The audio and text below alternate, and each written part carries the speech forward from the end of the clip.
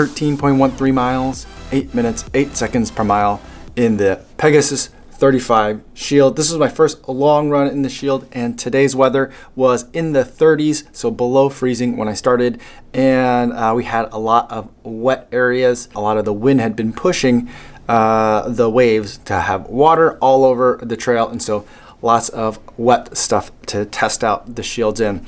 I'm gonna cut to the chase. I think this is my least favorite Shield ever. I've run in the 33 Shield, the 34 Shield, and now this is the 35 Shield, and I've run in other weatherized shoes from other brands. And while I love the way this one looks, I love the upper. The upper does a really good job of keeping me warm. Feet felt great during the run. I didn't feel like it was too constricting in terms of heat staying in. When my feet got wet, they definitely felt wet, as I would expect. Sometimes the water came in over the ankle and in the shoe, and there's no way you can get around that without having like a boot, which I've seen some trail shoes do. But failing that, there's just no way that water's not gonna get in there sometimes. And when water did get in there, I felt like it was able to like have a place to go reasonably well. So the upper felt great. I still really like the lacing system. I felt nice and secure in the shoe. But it's something in the midsole that's giving me a problem. Now, I've been talking to you guys about two things. One, that I have something going on my right foot, underneath the ball of my foot, that some of you have been calling a Morton's neuroma. It feels sometimes in certain shoes at certain points like there is like a throbbing pain under there. Not quite like I got a pebble under there, but something a little bit more diffuse than that, but it hurts my foot.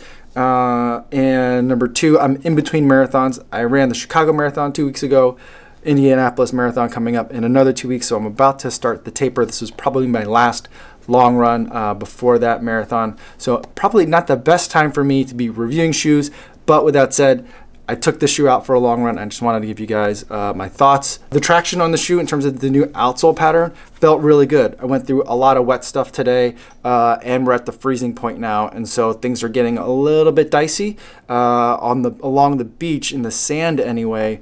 A lot of the water and puddles of some of the standing water definitely starting to freeze over. On the pavement, I still think the ground is too warm for anything to really start icing over yet, but that water is a little bit cold.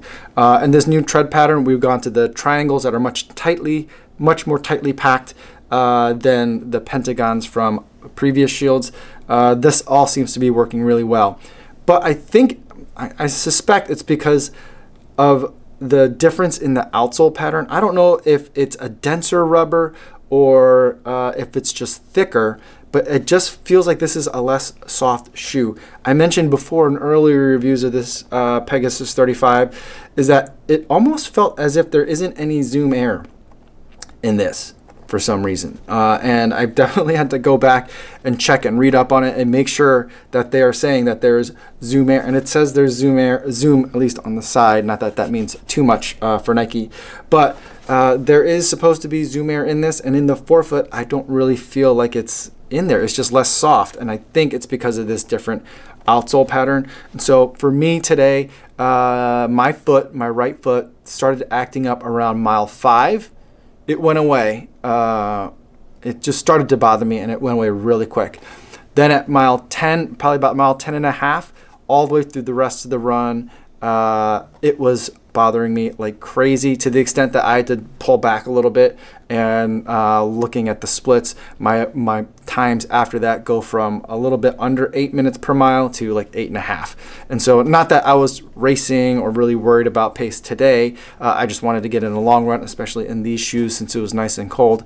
But it did affect my ability to kind of keep going. It got to the point that I tried to divert myself along a different route than I normally go, a little bit, to the extent that I can along the lake, and tried to find some grass. And so at first the grass, because it was bumpier, actually exacerbated the symptom. But once my body kind of got used to the change in surface from hard packed trail or asphalt to the grass, then the softness of the grass really started to shine through, and I appreciated that, and that helped a little bit. And so I was hoping that I would have a better experience out there today, and that any problems with my foot really wouldn't act up or interfere, but it definitely was an issue today. I don't think it's a fatal flaw in this shoe. Again, I'm in like a weird place with my foot, but it is not as soft as I would like this shoe to be, and I don't think it's as cushioned as previous iterations of the Pegasus Shield have been. In comparison, I did run subsequently to this run that you just saw, I did run a commute home from work the following day in my Epic Reacts, and I had no problems at all with those. But then again, I think that is a softer shoe than this one, and sometimes the symptoms come and go as well, so not a completely scientific study, but I don't think that it's not just that I'm running on an injured foot, is what ultimately the point I'm trying to make, is that I think that there's something about this shoe that is just not quite as soft. And so I'm probably going to put this on the shelf at least for a little while, until after the Indianapolis Marathon, after I give my foot a little bit more of a chance to recover from whatever's going on in there, which is a shame because I do think that the shoe looks great. A lot of times when I run commute home, which is the main way that I run in the winter time, mainly because it's just too dark and cold in the morning, this I think would be a really great commuting shoe as well. I do a lot of walking around the city, dropping the girls off, commuting by bus and train, and so I think like the tread pattern on here and the way that this looks, I just think that it'll be a great commuting shoe. And so hopefully come like around Thanksgiving time and later, this shoe will get back into the rotation. But I think for now, unfortunately, I'm not going to be doing a lot more running in this for a little while.